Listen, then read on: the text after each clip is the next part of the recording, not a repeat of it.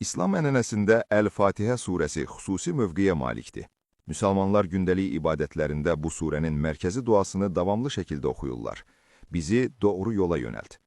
Bu dua, müminin ən əsas istəyini, hidayətə nail olmağı ifadə edir. Lakin bu istəklə yanaşı, fundamental bir sual da meydana çıxır. Doğru yol nədir və o, harada axtarılmalıdır? Doğrudur, surənin növbəti ayəsində nemət verilmiş şəxslərin yolundan bəhs olunur. Lakin burada əsas məsələ, həmin şəxslərin hansı meyarlar əsasında bu yolda olduqlarıdır. Tarixi və dini təcrübə göstərir ki, müxtəlif dövrlərdə insanlar doğru yolu rəvayətlərdə, ənənələrdə və ya fərdi yozumlarda axtarmağa meyilli olmuşlar. Bu cür yanaşmalar isə çox vaxt subyektiv təsəvvürlərə əsaslanaraq hidayətin mənbəyini qeyri-müəyyənləşdirmişdir. Halbuki, Qurani Kərim doğru yol anlayışını öz ayələrində aydın, ardıcıl və sistemli şəkildə izah edir. Bu baxımdan Əz-Zümər surəsinin 18-ci ayəsi xüsusi əhəmiyyət daşıyır. Onlar sözü dinləyər, sonra da onun ən gözəlinə tabi olarlar. Onlar Allahın doğru yola yönətdiyi kimsələrdir. Əsil ağıl sahibləri də onlardır. Ayədə əsas diqqət ən gözəl söz ifadəsinə yönəlir. Klassik təfsir ənənəsində bu anlayış birbaşa Quranın özü kimi izah edilir.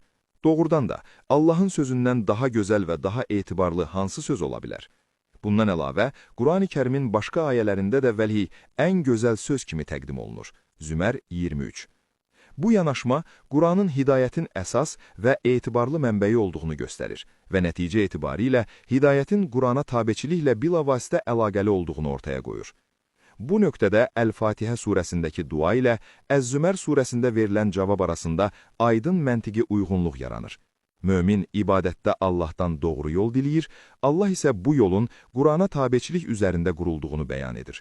Ayədə vurğulandığı kimi, sözün ən gözəlinə tabe olanlar Allahın doğru yola yönəltdiyi şəxslərdir. Bu isə Qurani Kərimin özünü hidayətin son və əsas meyarı kimi təqdim etdiyini göstərir. Eyni məntiq Fatihə surəsinin 7-ci ayəsində davam etdirilir. Burada nemət verilmiş şəxslər Allahın qəzəbinə tuş gəlməyən və haqq yoldan azmayanlardır. Deməli, ilahi nemətə nail olmağın ölçüsü Qurandan uzaqlaşmamaqdır. Əks halda, sözün ən gözəlinə tabi olmayan insan doğru yoldan sapar. Bu sapma davam etdikdə isə ilahi qəzəbə aparan mənəvi bir proses formalaşır. Ayədə qeyd olunan azmışlar və qəzəbə uğramışlar anlayışları məhz bu vəziyyəti ifadə edir. Qurana, yəni səmavi kitablara ilk tabe olanlar peyğəmbərlər və elçilər olmuşdur. Möminlərin onlardan nümunə götürməsi də bu çərçivədə başa düşülməlidir. Peyğəmbərlərin nümunəviliyi onların Qurana tam itayətlərində təcəssüm edir. Bu nümunə yalnız Qurani Kərim vasitəsilə təqdim olunur.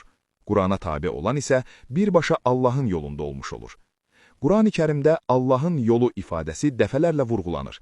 Bəqərə 190-cı ayə, Bəqərə 261-ci ayə, Ali İmran 169-cu ayə. Bu yol vahid, alternativsiz və insan həyatının bütün sahələrini əhatə edən ilahi istiqamətdir. Onun əsas prinsipləri tövhid, ədalət, mərhəmət, dürüstlük və itayət üzərində qurulmuşdur. Buna baxmayaraq, bəzi ənənəvi və müasir dini cəryanlar müxtəlif şəxslərin adı ilə əlaqələndirilən ayrı-ayrı yol anlayışları irəli sürürlər. Halbuki Qurani Kərim belə bir bölgünü qəbul etmir. Peyğəmbərin yolu da, digər möminlərin yolu da Allahın yoludur. Yəni, Quranda göstərilən yoldur. Bu həqiqət Quranda belə ifadə olunur. Kaş ki, mən Peyğəmbərin yolunu tutub gedəydim. Furqan 27. Bu ayə göstərir ki, Peyğəmbərlə birlikdə tutulacaq yol da Quranda müəyyən edilən ilahi yoldur. Elə buna görə də az sonra belə buyurulur. Qövmüm bu Quranı tərk etdi. Furqan 30. Bu ifadə açıq şəkildə göstərir ki, Quranı tərk etmək həmin yoldan sapmaqdır.